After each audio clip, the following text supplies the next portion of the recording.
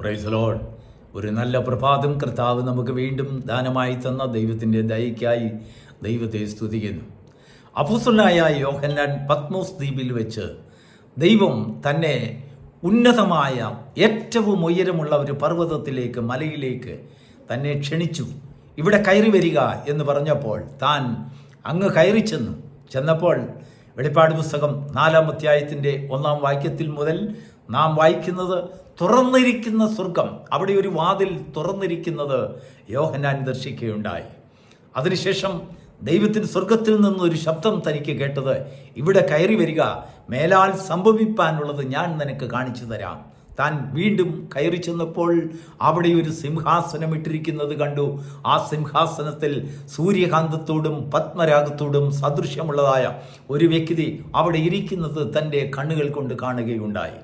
ആ കാഴ്ച നമ്മൾ ഭൂമിയിൽ നിന്ന് കണ്ടാൽ നമ്മുടെ കണ്ണുകൾക്ക് പിന്നെ കാഴ്ച ലഭിക്കുകയില്ല. കാരണം പത്മരാഗത്തിൽ നിന്നും സൂര്യകാന്തത്തിൽ നിന്നും പുറപ്പെടുന്ന രശ്മികൾ അത്രയ്ക്ക് പവർഫുള്ള രശ്മിയാണ്. ദൈവത്തിന് മഹത്വമുണ്ടാകട്ടെ. ഇന്നത്തെ സന്ദേശം അല്പസമയം നീണ്ടിരുന്നാലും നിങ്ങളെല്ലാവരും ക്ഷമിക്കണം, അത് കേൾക്കണം മുഴുവനായിട്ട്. നാം കാണുന്നതായ സ്വർഗം തുറന്നിരിക്കുന്ന സ്വർഗമായിരിക്കണം. അടഞ്ഞിരിക്കുന്നതും അടയ്ക്കുന്നതുമായിട്ടുള്ളതായ സ്വർഗത്തെ നാം കാണരുത്. അടഞ്ഞിരിക്കുന്ന സ്വർഗത്തെക്കുറിച്ചുള്ളതായ ഒരു കാഴ്ചപ്പാടാണ് നമുക്കുള്ളതെങ്കിൽ വരുവാനിരിക്കുന്ന സംഭവങ്ങളെ, മേലാൽ സംഭവിപ്പാനിരിക്കുന്ന കാര്യങ്ങളെക്കുറിച്ച് നമുക്ക് ദർശനം ലഭിക്കുകയില്ല, അരുളപ്പാട് ലഭിക്കുകയില്ല. ദൈവത്തിന് മഹത്വമുണ്ടാകട്ടെ. നമ്മുടെ എല്ലാം ഇടയിൽ ഒരു പറച്ചിലുണ്ട്. ഇന്നത്തെ ചെറുപ്പക്കാർ ആത്മീക ജീവിതത്തിൽ ഒരുപാട് പുറമോട്ട് പോയിരിക്കുന്നു, പള്ളിയിൽ വരുന്നില്ല, ആരാധനയ്ക്ക് വരുന്നില്ല എന്നൊക്കെ നമ്മൾ ചിന്തിച്ചേക്കാം. പക്ഷെങ്കിൽ ഒരു സർവേ നടത്തി നോക്കിയാൽ ഇന്നത്തെ ചെറുപ്പക്കാരാണ് കൂടുതൽ ആത്മീകമായ ആ ഒരു അന്തരീക്ഷത്തിലേക്ക് കടന്നു വരുന്നതെന്ന് നമുക്ക് മനസ്സിലാക്കുവാൻ കഴിയും. എന്തുകൊണ്ടാണ് ഞാനത് പറഞ്ഞത്? സുവിശേഷം നമ്മുടെ നാട്ടിലൊക്കെ പ്രവേശിക്കുമ്പോൾ അന്നത്തെ കാലത്ത് ഈ സ്വർഗരാജ്യത്തെ, തുറന്നിരിക്കുന്ന സ്വർഗരാജ്യത്തെക്കുറിച്ചും അല്ലെങ്കിൽ ആ സ്വർഗത്തിൽ ഇരിക്കുന്നതായ പത്മരാഗത്തോടും സൂര്യകാന്തത്തോടും സദൃശ്യമുള്ളതായ ഒരു വ്യക്തിയെക്കുറിച്ചും സ്വർഗീയ രാജ്യങ്ങളിൽ, സ്വർഗീയ സ്ഥലങ്ങളിൽ ആ സ്ഥലത്തെക്കുറിച്ചുള്ളതായ ഒരു വിവരണവും ഒക്കെ കേട്ടപ്പോൾ അന്നത്തെ ജനങ്ങളൊക്കെ അങ്ങ് വെരുണ്ടുപോയി. കാരണം എന്താണെന്ന് അറിയാമോ? വീട്ടിൽ ഇരിക്കാൻ ഒരു കൊരണ്ടി പോലുമില്ല. അങ്ങനത്തെ ഒരു സാഹചര്യത്തിൽ ഇരിക്കാൻ ഒരു ബെഞ്ച് പോലുമില്ല. ബ്രിട്ടീഷുകാർ ഇവിടെ വന്നപ്പോഴാണ് ബെഞ്ച് എന്നുള്ള ഒരു ആശയം ഉണ്ടായത്. അതിനു മുമ്പ് കൊരണ്ടികളാണ്. അന്നത്തെ കാലത്ത് കൊരണ്ടി പോലും ഇല്ലാത്ത ഭവനങ്ങളായിരുന്നു നമ്മുടെ നാടുകളിലെല്ലാം, മിക്ക വീടുകളിലും. ഒരു വാഹനം നാം ഒന്നും ആർക്കും ഉണ്ടായിരുന്നതേയില്ല. ഒരു സൈക്കിളോ കാളവണ്ടിയോ ഉള്ള വീടുകളൊക്കെ എന്ന് വെച്ചാൽ ധനാഠ്യരുടെ വീടുകളാണ്. കാറുകൾ അന്നത്തെ കാലത്ത് സ്വപ്നമാണ്. ആ കാലത്തൊന്നും രാജാക്കന്മാർക്കോ അല്ലെങ്കിൽ വലിയ വലിയ കോടീശ്വരന്മാർക്കോ 1-2 കാറുകൾ ഉണ്ടെന്നുള്ളതിൽ കവിഞ്ഞ് മറ്റൊന്നും കാറുകളെക്കുറിച്ചുള്ള ഒരാശയം സാധാരണ ജനങ്ങൾക്കില്ല. ഇന്ന് 3-4 വാഹനങ്ങളുള്ള ഭവനങ്ങളാണ് മിക്കതും നമ്മുടെ നാട്ടിലുള്ളത്. കാലങ്ങൾ വളരെ പുരോഗമിച്ചു പോയി. എനിക്ക് ഓർമ്മയുണ്ട്, ഒരു കാലത്ത് 1982 ഞാൻ ഗൾഫിൽ ചെല്ലുമ്പോൾ അവിടെ നിന്ന് ജോലി ചെയ്ത് കിട്ടുന്നതായ ആ വേതനം ഒരു ഡ്രാഫ്റ്റാക്കി എൻ്റെ വീട്ടിലേക്ക് അയച്ച്, അത് പോസ്റ്റ് വഴി രജിസ്റ്റേർഡായിട്ട് അയച്ച് 1-1.5-2 ആഴ്ച കൊണ്ട് ആ പോസ്റ്റ് വഴി ആ ഡ്രാഫ്റ്റ് എൻ്റെ വീട്ടിലെത്തിയതിന് ശേഷം നമ്മുടെ പ്രിയപ്പെട്ടവർ ആ ഡ്രാഫ്റ്റ് കൊണ്ടുപോയി ബാങ്കിൽ ഡിപ്പോസിറ്റ് ചെയ്ത് അത് ക്ലിയറൻസിന് പിന്നെയും എടുക്കും 8-10 ദിവസം. എന്തിനു പറയുന്നു? 20 ദിവസത്തോളം നാം ചെയ്യുന്ന വേതനം നമ്മുടെ ഭവനങ്ങളിൽ നമ്മുടെ കുഞ്ഞുങ്ങൾക്ക് എത്തുവാൻ 20 ദിവസം മിനിമം എടുക്കും. ഇന്ന് 20 സെക്കൻഡ് പോലും ആവശ്യമില്ല.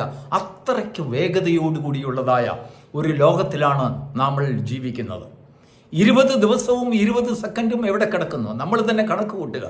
അപ്പോൾ നമ്മുടെ കുഞ്ഞുങ്ങൾക്ക് അത്രയ്ക്ക് വേഗത ഇന്ന് അവർക്കുണ്ട്.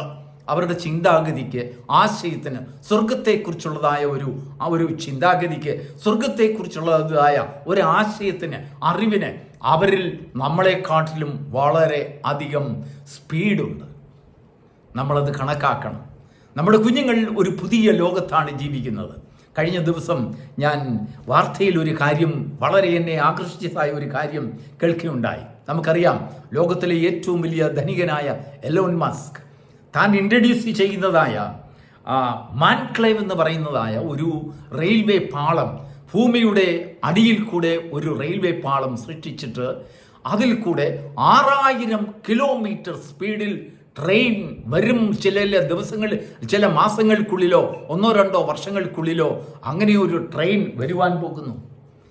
നമ്മുടെ ന്യൂഡൽഹിയിൽ നിന്നും ന്യൂയോർക്കിലേക്കുള്ളതായ ദൂരം 6700 കിലോമീറ്ററാണ്. 6700 കിലോമീറ്റർ ആണെങ്കിൽ ഏതാണ്ട് 1.25 മണിക്കൂർ കൊണ്ട് ഡൽഹിയിൽ നിന്നും ആ ട്രെയിനിൽ കയറുന്നവർ ന്യൂയോർക്ക് പട്ടണത്തിലെത്തും. ഇന്ന് 12 മണിക്കൂർ 18 മണിക്കൂർ യാത്ര ചെയ്തിട്ടാണ് ഇന്ന് ഒരാൾ അമേരിക്കയിലെത്തുന്നത്. ഏതാണ്ട് 6 മണിക്കൂർ അങ്ങോട്ടും ഇങ്ങോട്ടുമുള്ളതായ യാത്രയിൽ കൂടുതൽ നമുക്ക് യാത്രയ്ക്കും ഒരുക്കങ്ങൾക്കും ഒക്കെ ആവശ്യമുണ്ട്. എന്ന് പറഞ്ഞാൽ 24 മണിക്കൂറിന് ശേഷം മാത്രമേ ഇവിടെ നിന്നും യാത്ര പുറപ്പെടുന്ന ഒരു വ്യക്തി ന്യൂയോർക്കിൽ എത്തുള്ളൂ. എന്നാൽ വരും കാലങ്ങളിൽ നമ്മുടെ കുഞ്ഞുങ്ങൾ കാണുവാൻ പോകുന്ന കാഴ്ച ഏതാണ്ട് 1 മണിക്കൂറിനകം ന്യൂഡൽഹിയിൽ നിന്നും ന്യൂയോർക്കിൽ എത്തുന്ന സംവിധാനം. ഭൂമിയുടെ അടിയിൽ കൂടെ ഉണ്ടാക്കുന്നതായ ദുരന്തത്തിൽ ഏതാണ്ട് ഒരു പ്രത്യേകമായ വാതകം നിറച്ചതിന് ശേഷം അതിൽ കൂടെ പറക്കുന്ന ട്രെയിൻ, ആ തുരങ്കത്തിന് പറയുന്നത് മാൻക്ലെയിം. ചൈനയും ജർമ്മനിയും ജപ്പാനും അത് ഏതാണ്ട് ഒരുവിധം അത് പരീക്ഷിച്ചു കൊണ്ടിരിക്കുകയാണ്. ചെറിയ ദൂരം അവരത് പരീക്ഷിച്ച് വിജയകരമായി കൊണ്ടുകഴിഞ്ഞു. ഏതാണ്ട് അവരുടെ ഇപ്പോൾ തന്നെ നമ്മുടെ ഇന്ത്യയിലും നമുക്കറിയാം ഹൈപ്പർ ലൂപ്പ് എന്ന് പറയുന്നതായ ഒരു ട്രെയിൻ സംവിധാനമുണ്ട്. അതിന് ഏതാണ്ട് 1000 കിലോമീറ്റർ സ്പീഡിലാണ് ബോംബെയിൽ നിന്നും പൂനെയിലേക്ക് അത് പരീക്ഷണാർത്ഥം ഓടിക്കുന്നത്. കേവലം 10-30 ആൾക്കാർക്ക് മാത്രമേ അതിലിരിക്കുവാൻ കഴിയുകയുള്ളൂ. എന്നാൽ നൂറ്റുകണക്കിന് ജനങ്ങളെയും വഹിച്ചും കൊണ്ട് ഒരു ട്രെയിൻ പറക്കുക, 6000 കിലോമീറ്റർ സ്പീഡിൽ പറക്കുക.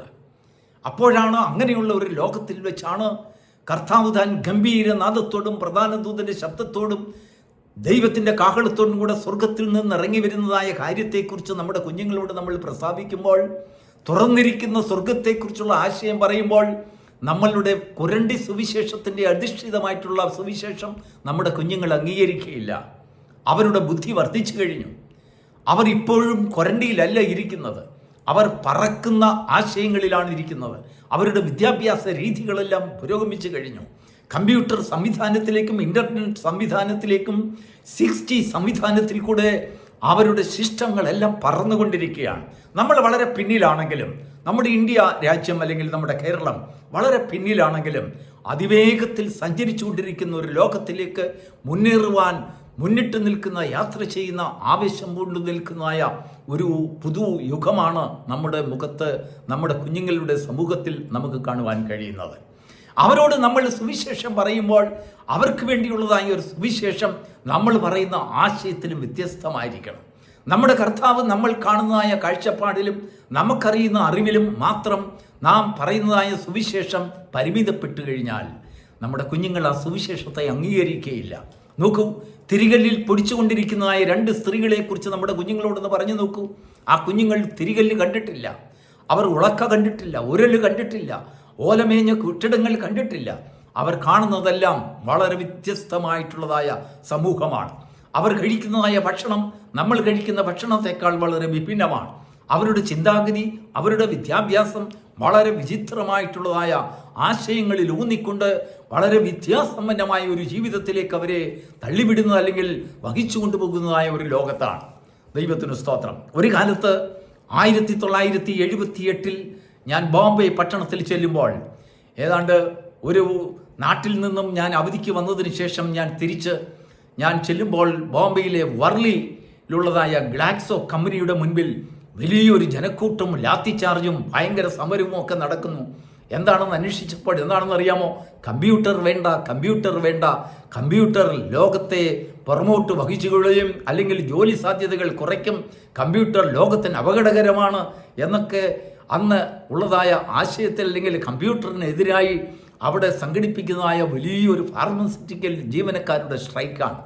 എന്നാൽ ഇന്ന് ഓരോ വ്യക്തികളുടെയും കയ്യിൽ കമ്പ്യൂട്ടറാണ്. അവിടെ ജോലി ചെയ്യുന്ന ഒരു പിയൂണിൻ്റെ കയ്യിലും ഡ്രൈവറുടെ കയ്യിലും അല്ലെങ്കിൽ അവരുടെ തൂപ്പുകാരുടെ കയ്യിലും കമ്പ്യൂട്ടർ സംവിധാനം ഇരുന്ന് തിളങ്ങുകയാണ്. ലോകത്ത് നടക്കുന്നതായ ആശയവിനിമയങ്ങൾ തത്സമയം നടക്കുവാനും കണ്ടുകൊണ്ടുള്ളതായ കാഴ്ചകൾ അവർക്ക് അല്ലെങ്കിൽ സന്ദേശങ്ങൾ അവർ അയക്കുവാനും സംസാരിക്കുവാനും അവരെ കൊണ്ട് സാധിക്കുന്നു. ഇന്ന് അവരോട് പറയുന്ന സുവിശേഷത്തിൻ്റെ ആപ്തി വളരെ വ്യത്യസ്തമായിരിക്കണം. നമ്മുടെ സുവിശേഷത്തിന് ജീവൻ ഉണ്ടാകണം. നമ്മുടെ ദൈവം സൗന്ദര്യം കുറഞ്ഞ ദൈവമല്ല. നമ്മുടെ ദൈവം ശക്തി കുറഞ്ഞ ദൈവമല്ല. നമ്മൾ വിവക്ഷിക്കുന്നതായ ശക്തിയിൽ ഒതുങ്ങുന്ന ദൈവമല്ല. ഇതെല്ലാം ഈ കമ്പ്യൂട്ടറും ഈ പറക്കുന്ന ട്രെയിനും പറക്കുന്ന പ്ലെയിനും അല്ലെങ്കിൽ ആവേശം കൊണ്ട് നിൽക്കുന്നതായ ഈ ഇന്റർനെറ്റ് സംവിധാനങ്ങളുമൊന്നും ദൈവം അറിയാതെ പിശാചുണ്ടാക്കിയതല്ല, ദൈവം സൃഷ്ടിക്കുന്നതാണ്. ദൈവം മനുഷ്യന്റെ ബുദ്ധിയിൽ കൂടെ ദൈവം പ്രവർത്തിച്ചുകൊണ്ട് ഈ ലോകത്തിൽ അത്ഭുതങ്ങളെ ദൈവം സൃഷ്ടിക്കുന്നു. ഈ ലോകത്തിൻ്റെ ടെക്നോളജിക്ക് എത്രമാത്രം അല്ലെങ്കിൽ വേഗതയുണ്ടോ അതിൻ്റെ 10,000 മടങ്ങ് വേഗത സുവിശേഷം ആ ശക്തിയിൽ കൂടെ ആർജിച്ചുകൊണ്ടിരിക്കും. അതിൽ കൂടെ എല്ലാം സുവിശേഷം അതിനെ ആവഹിക്കും. ഇന്റർനെറ്റ് സംവിധാനങ്ങളെ, സോഷ്യൽ മീഡിയ സംവിധാനങ്ങളെ, മനുഷ്യൻ കണ്ടുപിടിക്കുന്നതായ എല്ലാ കണ്ടുപിടുത്തങ്ങളെയും സുവിശേഷം അത് ഒരു തരത്തിൽ അല്ലെങ്കിൽ വേറൊരു തരത്തിൽ അതിനെ സ്വാധീനിച്ചു കൊണ്ടിരിക്കും. സുവിശേഷം ലോകം മുഴുവനും പ്രചരിപ്പിക്കുന്നതിന് വേണ്ടി ദൈവത്തിൻ്റെ ശക്തിയും ദൈവത്തിൻ്റെ പരിജ്ഞാനവും തൻ്റെ പുത്രനായ ക്രിസ്തുയേശുവിൻ്റെ ആ മഹാശക്തിയും സ്നേഹവും ലോക ജനങ്ങൾക്ക് അത് ഓതിക്കൊടുക്കുവാൻ, മനുഷ്യനെ സ്നേഹിക്കുന്ന വിധത്തെക്കുറിച്ച് മനുഷ്യന് മനസ്സിലാക്കി കൊടുക്കുവാൻ ദൈവം ഈ ടെക്നോളജികളെ മുഴുവനും ഉപയോഗിക്കും. എന്നാൽ നമ്മുടെ കാഴ്ചപ്പാട് എങ്ങനെയോ അതിന് മാത്രമേ, നമ്മുടെ കരങ്ങൾ തുറന്നിരിക്കുന്നെങ്കിൽ മാത്രമേ നമുക്കതിൽ ദൈവം അതിൽ വാരി നിറയ്ക്കാൻ കഴിയുകയുള്ളൂ. എന്നാൽ ഒരു സംഗതികളെക്കുറിച്ചുള്ളതായ കാഴ്ചപ്പാട് നമുക്ക് അല്ലെങ്കിൽ നമ്മുടെ ചിന്തയിൽ അതിൻ്റെ ഉപയോഗത്തിൽ അതിനെ ദുരുപയോഗം ചെയ്യാം, അതിനെ നല്ലതുപോലെ ഉപയോഗിക്കാം. ഒരു കത്തി, നമ്മൾ അടുക്കളയിൽ പച്ചക്കറി അരിയുന്നതായ ഒരു കത്തി, അതുകൊണ്ട് കൊലപാതകം നടത്താം, അതുകൊണ്ട് പച്ചക്കറി അരിയാം, അതുകൊണ്ട് ഫ്രൂട്ട്സ് നമുക്ക് മുറിക്കാം, അതുകൊണ്ട് കേക്കും മുറിക്കാം. ഏതിനാണ് നിങ്ങൾ ഉപയോഗിക്കുന്നതെന്ന് വെച്ചാൽ അതിനെ ആശ്രയിച്ചിരിക്കും. അത് കത്തിയുടെ അത് മോശം കൊണ്ടല്ല, എന്നാൽ ഉപയോഗിക്കുന്ന വ്യക്തിയുടെ ആ മനോസ്ഥിതിയാണ് അതിനെ കൺട്രോൾ ചെയ്തുകൊണ്ടിരിക്കുന്നത്. ദൈവത്തിന് മഹത്വം ഉണ്ടാകട്ടെ. ഇവിടെ നോക്കൂ, നാം കുറിവാക്യമായി വായിച്ചതായ വേദഭാഗം വെളിപ്പാട് പുസ്തകം 4-ാം അധ്യായത്തിൻ്റെ അതിൻ്റെ 1-ാം വാക്യത്തിൽ ഇങ്ങനെ വായിക്കുന്നു: മേലാൽ സംഭവിപ്പാനുള്ളത് ഞാൻ നിനക്ക് കാണിച്ചു തരാം. ഉടനെ ഞാൻ ആത്മവിവശനായി സ്വർഗത്തിൽ ഒരു സിംഹാസനം വെച്ചിരിക്കുന്നത് ഞാൻ കണ്ടു. അതിനു മുമ്പ് യോഹന്നാൻ കാണുകയാണ് തുറന്നിരിക്കുന്ന സ്വർഗം. പ്രിയപ്പെട്ട ദൈവമക്കളെ, നമ്മുടെ സുവിശേഷം, നമ്മുടെ ഉപദേശം, നമ്മുടെ ആശയം, നമ്മുടെ കാഴ്ചപ്പാട് സ്വർഗത്തെ അടയ്ക്കുന്നതാകരുത്. തുറന്നിരിക്കുന്ന സ്വർഗം സകല മനുഷ്യർക്കും വേണ്ടി ദൈവത്തിൻ്റെ സന്നിധിയിൽ കർത്താവിൻ്റെ വിളി കേട്ട് ആ മലമേൽ ഇവിടെ കയറി വരിക എന്ന് പറയുമ്പോൾ കയറി വരുന്നവർക്ക് മുഴുവനും കാണുവാൻ കഴിയുന്ന തുറന്നിരിക്കുന്ന സ്വർഗം. ദൈവത്തിന് സ്തോത്രം. നമ്മുടെ വാക്കുകൾ സ്വർഗം അടയ്ക്കുന്നതാകരുത്. നമ്മുടെ കൂടെ പോകുന്നവരെ സ്വർഗത്തിൽ കയറ്റാതെ നമ്മൾ മാത്രം കയറുന്ന സ്വർഗം ആകരുത് നാം സുവിശേഷിക്കുന്നത്. നമ്മുടെ കുഞ്ഞുങ്ങൾ അതെല്ലാം ശ്രദ്ധിക്കും. നമ്മുടെ കുഞ്ഞുങ്ങളെ പഴയ രീതിയിൽ പഠിപ്പിച്ചാലും പറഞ്ഞാലും അവർ വിശ്വസിക്കത്തില്ല. ദൈവത്തിന് സ്തോത്രം. ഒരു പക്ഷെങ്കിൽ നമ്മുടെ നാട്ടിലൊക്കെ അത്രയ്ക്ക് പുരോഗമനപരമായിട്ടുള്ളതായ ഒരു ചിന്താഗതിയൊന്നും വന്നു കാണത്തില്ലായിരിക്കാം, അല്ലെങ്കിൽ അങ്ങനെയുള്ളൊരു ആശയം നമുക്ക് കിട്ടിയിട്ടില്ലായിരിക്കാം. നോക്കൂ, ഇന്ന് നാം കാണുവാൻ പോകുന്നത്, എൻ്റെ പുറകിൽ ഒരു ഫാക്സ് മെഷീനുണ്ട്. ചില വർഷങ്ങൾക്ക് മുമ്പ് ഞാൻ എൻ്റെ ബിസിനസ്സിന് വേണ്ടിയും എൻ്റെ ആവശ്യങ്ങൾക്ക് വേണ്ടിയെല്ലാം ഇവിടെ നിന്ന് ഫാക്സ് അയക്കും. ഞാൻ ആയിരിക്കുന്ന നാട്ടിൽ നിന്ന് എൻ്റെ വീട്ടിലേക്ക് ഫാക്സ് അയക്കും. എൻ്റെ ബിസിനസ്സിൽ ഞാൻ ഫാക്സ് അയക്കും. പക്ഷെങ്കിൽ ഇന്ന് ആ ഫാക്സ് മെഷീൻ എല്ലാം നിശബ്ദമായിപ്പോയി, അത് യൂസ്ലെസ് ആയിപ്പോയി. ഇന്ന് അതിൻ്റെ ആവശ്യമില്ല. ഇന്ന് അതിനെക്കാട്ടിലും ഉന്നതമായി ഒരു ഫാക്സ് ഒരിടത്തേക്ക് അയക്കുവാൻ ചില മിനിറ്റുകൾ ചിലപ്പോൾ വേണ്ടി വരും, അല്ലെങ്കിൽ വേറൊരിടത്തേക്ക് ലഭിക്കുവാൻ എവിടെയെങ്കിലും എന്തെങ്കിലും ഒരു പ്രശ്നങ്ങൾ ഉണ്ടെങ്കിൽ, ആ ടെലിഫോൺ സംവിധാനത്തിൽ എന്തെങ്കിലും ബുദ്ധിമുട്ടുകൾ ഉണ്ടെങ്കിൽ അത് കിട്ടത്തില്ല. പക്ഷെങ്കിൽ സെക്കൻഡുകൾക്കുള്ളിൽ എൻ്റെ കയ്യിലിരിക്കുന്ന മൊബൈൽ ഫാക്സിനെക്കാട്ടിലും ഉന്നതമായി ലൈവ് വീഡിയോസ് മറ്റുള്ള രാജ്യത്തിൻ്റെ ലോകത്തിൻ്റെ ഏത് ഭാഗങ്ങളിലേക്കും അത് അയച്ചു കഴിയുന്നു. അത് അന്യോന്യം കണ്ട് സംസാരിക്കുന്നു, അന്യോന്യം ആശയവിനിമയം ചെയ്യുന്നു. വരും കാലങ്ങളിൽ ഇനിയും ടെലിഫോൺ നമ്മുടെ കൈകളിൽ വരാൻ പോകുകയാണ്. ഇന്ന് നമ്മളൊരു എക്യുപ്മെൻറ്റ്സ് ടെലിഫോൺ ഉപയോഗിക്കുന്നുണ്ടെങ്കിൽ വരും കാലങ്ങളിൽ നമുക്കറിയാം, ഏതാനും ചില മാസങ്ങളോ വർഷങ്ങളോ അതിനകം നമ്മുടെ കൈ കൊണ്ട് തന്നെ നമ്മുടെ ഒരു കരം ടെലിഫോണായി ഉപയോഗിക്കാം. നമ്മുടെ കയ്യിൽ തന്നെ നമുക്ക് പ്രോഗ്രാംസ് എല്ലാം നമ്മുടെ കൈകളിൽ ചെയ്യാം. അങ്ങനെയുള്ള ഒരു കാലഘട്ടത്തിലേക്കാണ് നീങ്ങുന്നത്. ദൈവത്തിന് മഹത്വം ഉണ്ടാകട്ടെ. അതെല്ലാം അന്ത്യകാലത്തെ കാര്യമാണെന്ന് പറഞ്ഞ് നമ്മൾ തള്ളിക്കളയരുത്. ഒരു കാലത്ത് ഗൾഫ് യുദ്ധം നടന്നപ്പോൾ എനിക്കറിയാം ചില പെന്തക്കോസ്ത് സംവിധാന സുവിശേഷകന്മാർ ഈ കേരളത്തിൻ്റെ നാനാവട്ടങ്ങളിലും മുക്കിലും കോണിലുമെല്ലാം സദ്ദാം ഹുസൈൻ അന്തിക്രിസ്തുവാണെന്ന് പ്രസംഗിച്ച ഒരു കാലഘട്ടമുണ്ടായിരുന്നു. കമ്പ്യൂട്ടർ വന്നതായ കാലത്ത് 1969-70 കാലങ്ങളിൽ കമ്പ്യൂട്ടർ അന്തിക്രിസ്തുവാണ്, സംസാരിക്കുന്ന അന്തിക്രിസ്തുവാണെന്ന് പ്രസംഗിക്കുന്നതായ സുവിശേഷകരെ ഞാൻ കണ്ടിട്ടുണ്ട്. ദൈവത്തിന് മഹത്വമുണ്ടാകട്ടെ. എന്നാൽ നമ്മുടെ ഹ്രസ്വമായ ദൃഷ്ടികളിൽ കൂടെ നോക്കുമ്പോൾ അതിനൊക്കെയും ജീവൻ വെച്ച് കാണും. എന്നാൽ നാം ദൈവഭാഗത്തേക്ക് വരുമ്പോൾ ഇവിടെ കയറി വരിക, മേലാൽ സംഭവിപ്പാനുള്ളത് ഞാൻ നിനക്ക് കാണിച്ചു തരാം എന്ന് പറഞ്ഞതുവരെ അതിലൊരു ആത്മീയ അർത്ഥങ്ങൾ കൂടെ ഉണ്ട്. ദൈവത്തിൻ്റെ സന്നിധിയിൽ ദൈവത്തിൻ്റെ വിളി കേട്ട് നാം ദൈവം പറയുന്ന അടുത്തേക്ക് കയറി ചെല്ലുമ്പോഴാണ് നമ്മുടെ ജീവിതത്തിൽ മേലാൽ സംഭവിപ്പാനുള്ള കാര്യങ്ങളെക്കുറിച്ച് ദൈവം നമുക്ക് ഓതി തരുന്നത്. ഒരു ദിവസം ഒരു പ്രഭാതത്തിൽ നാം ദൈവത്തിൻ്റെ സന്നിധിയിൽ ആ മലമേൽ കയറി ദൈവത്തിൻ്റെ ശബ്ദം കേട്ടുകൊണ്ട് ആ തുറന്നിരിക്കുന്ന സ്വർഗത്തിൽ നിന്ന് പത്മരാഗത്തിനും സൂര്യകാന്തത്തിനും തുല്യനായ ആ സിംഹാസനസ്ഥനായ ദൈവ കർത്താവിൻ്റെ വാക്കുകളെ ശ്രവിച്ചിട്ട് നമ്മുടെ ദിവസങ്ങൾ തുടങ്ങുകയാണെങ്കിൽ അന്ന് സംഭവിപ്പാനുള്ള ഓരോ കാര്യങ്ങളും നമ്മുടെ മുൻപിൽ കർത്താവ് വരച്ച് കാട്ടിത്തരും. ദൈവത്തിന് മഹത്വമുണ്ടാകണം. നമ്മുടെ ആശയത്തിന് വ്യത്യാസമുണ്ടാകണം, മനോഗതിക്ക് വ്യത്യാസമുണ്ടാകണം, ചിന്താഗതിക്ക് വ്യത്യാസമുണ്ടാകണം, നമ്മുടെ വാക്കുകൾക്ക് വ്യത്യാസമുണ്ടാകണം.